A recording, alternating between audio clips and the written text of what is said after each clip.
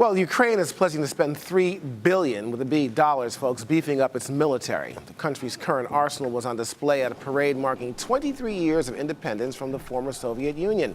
President Poroshenko says that, quote, a constant military threat, unquote, hangs over Ukraine. Much of the military equipment will be used to combat rebels in the east.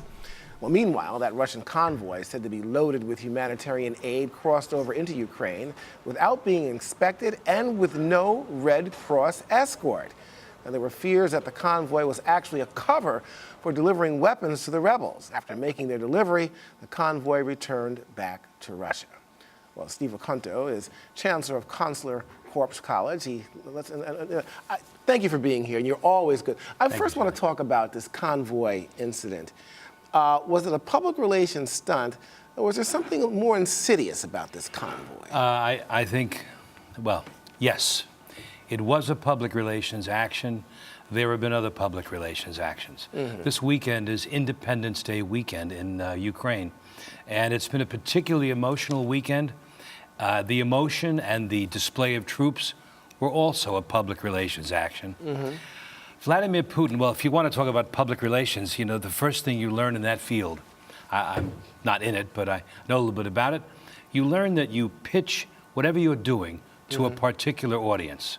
So in this case, we have Vladimir Putin playing to his hometown audience by offering help, or what would seem to be help, to distressed Russians within the region and others, and taking an action at a time when he's asked his country to sacrifice. These sanctions are sacrifices, but the public relations is happening on all different sides.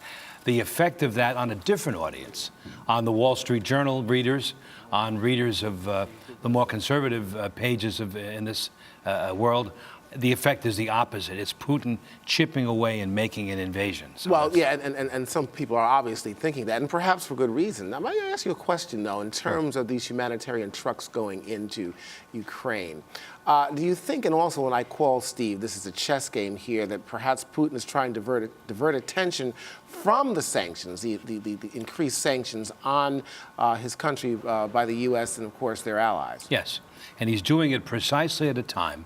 He met yesterday with Angela Merkel, who is now the foreign policy leader de facto of Europe, who in fact indicated displeasure with what was going on, indicated to the Ukraine that they should strengthen their borders, and to Putin the fact that there must be some sort of compromise. In other words, she didn't go there and say, well, let's end sanctions, let's do this, let's back down.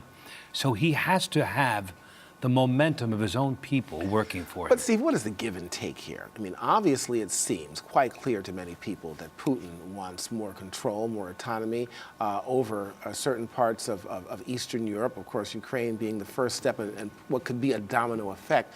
But how far can he push realistically before the U.S. and their allies push back? That's the public relations question.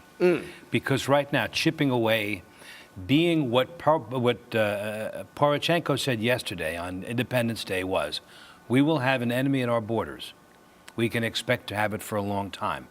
Now that diffuses, in a way, some of the fears, because people say, well, is Ukraine ready for this? Well, they're going to be ready for it. So Putin will have to make a move.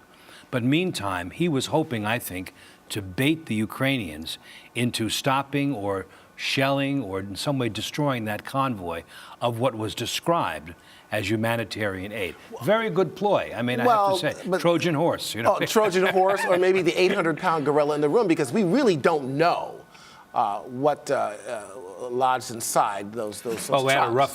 pretty rough idea. It doesn't seem to be armaments. And now when the caravan went back, they were applauded on returning into Russia as heroes. So again, the momentum at home for Putin is great. He's not giving that up. So it seems in a sense, Steve, that perhaps that convoy was set in because we've heard reports that in this war between the separatists and the Ukrainians, that the Ukrainians are actually winning this war. Maybe that's why they sent those trucks in. They definitely have made advances. And the fact that they were not intimidated. In other words, the intimidation factor here is very big. you're suddenly coming up against the Russian bear, if you will. You're not backing down. They're picking a fight. You're answering it back forcefully. I think you're right. I think that the momentum may have been also delivered by that fact. We've got less than a minute here. What do you think of Obama's handling of this whole situation, at least in a fraction of his foreign policy? You know, they use the expression optics in news. His optics have been terrible. For Maureen Dowd of the New York Times, a staunch cheerleader for Obama, to write a parody today, in today's paper, of the Gettysburg Address, making Obama speak about the pleasures of golf and the importance of it, is an indication of what is seen, again, as lassitude. It may not be. It may not be indifference. It may not be lassitude. It may be an attempt at showing austerity. Right. You're not going to interrupt my game.